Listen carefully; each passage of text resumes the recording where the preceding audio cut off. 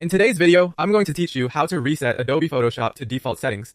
If Photoshop has been acting glitchy, tools aren't behaving as expected, or your interface feels out of sync, resetting your preferences is a quick, reliable way to get everything back to a clean slate.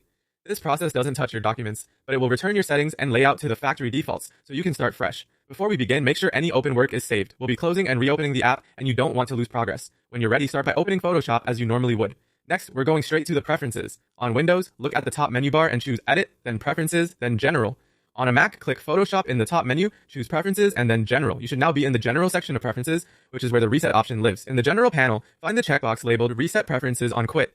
This control tells Photoshop to clear out its preferences the next time you close the application. Think of it as removing a corrupted settings file and letting Photoshop rebuild a fresh one. When you enable this, you're agreeing that things like your custom workspace layout, certain interface options, and keyboard shortcuts will revert to defaults. Your images and files remain safe, and most custom presets you've saved as separate files are unaffected, but plan to reapply any personal settings afterward. Once you've checked Reset Preferences on Quit, click OK to confirm the change. Now fully close Photoshop. Don't just minimize it. Quit the application so it can perform the reset. When you reopen Photoshop, it will launch with default settings. How do you know it worked? You'll typically see the default Essentials workspace, tool settings will feel factory fresh, and preferences like rulers, interface color, and performance options will be back to their standard values.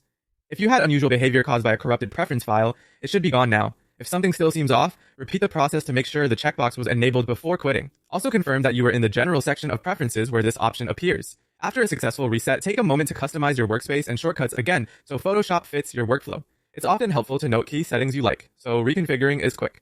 That's it. You've reset Adobe Photoshop to its default settings safely and cleanly, and you're ready to get back to creating with a stable, predictable setup.